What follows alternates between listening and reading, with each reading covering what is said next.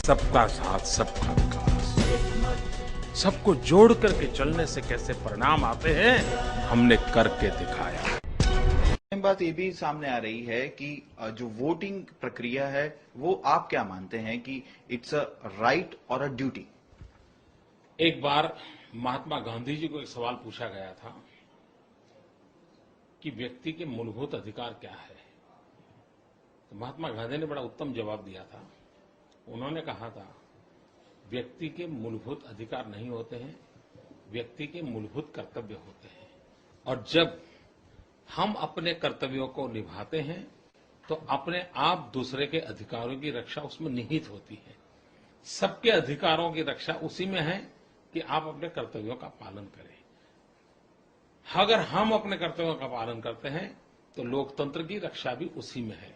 और इसलिए ये विवाद का वो मुद्दा नहीं है। रियलिटी ये है, जैसे आप रेलवे स्टेशन पे, बस स्टेशन पे लोगों को कहो भाई कतार में खड़ा रहना चाहिए, क्या ये नागरिक अधिकारों को छीनने का काम है क्या? आप बच्चों को स्कूल कंपलसरी करते हो, क्या बच्चों के बचपन के अधिकार को लूटने का कार्यक्रम है क्या? तो ये वैसी बातें हैं जिसका कोई मतलब नहीं है।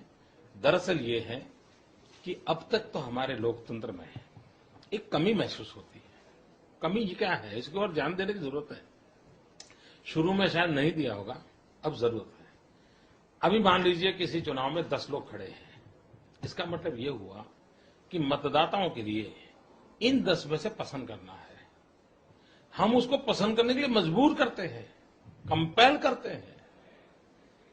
और उसको अगर 10 पसंद नहीं है तो कोई स्कोप ही नहीं है। ये बिल ऐसा है कि उसको इन 10 को नापसंद करने का अधिकार देता है, उसको अपना गुस्सा व्यक्त करने के लिए अधिकार देता है, अपनी नाराजगी व्यक्त करने के लिए मौका देता है। इसलिए इसमें एक नेगेटिव वोट का बटन होगा।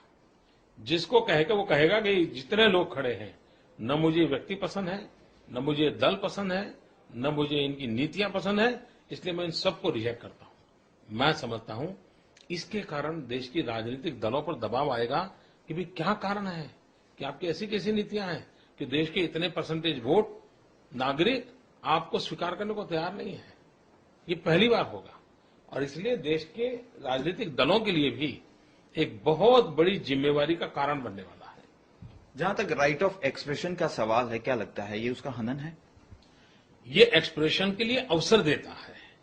अभी हमने जो व्यवस्था चलती है वो तो एक्सप्रेशन का आधा रास्ते पर ही ले जाती है। पसंद करने के लिए तो एक्सप्रेशन है, नापसंद के लिए नहीं है। इसमें नापसंद के एक्सप्रेशन को अवसर है।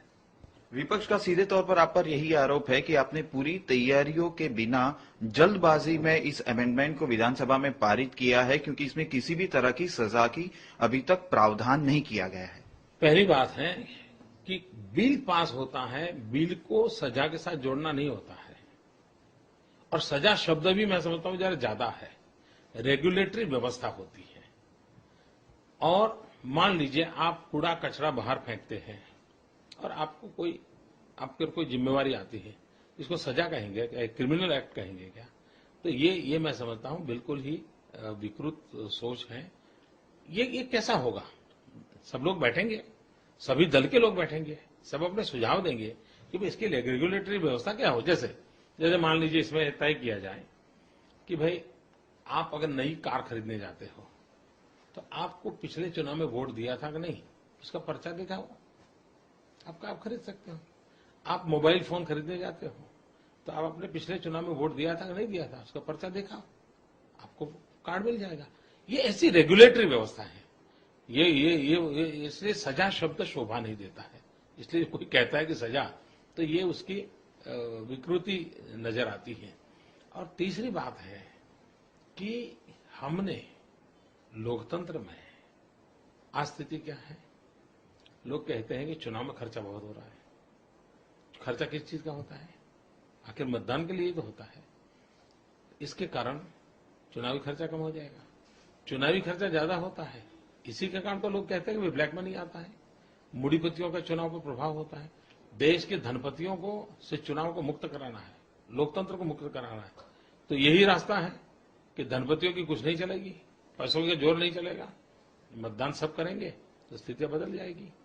काले धन का प्रभाव देश के अंदर कम होगा तो देश के अर्थतंत्र को बहुत बड़ी ताकत मिलेगी।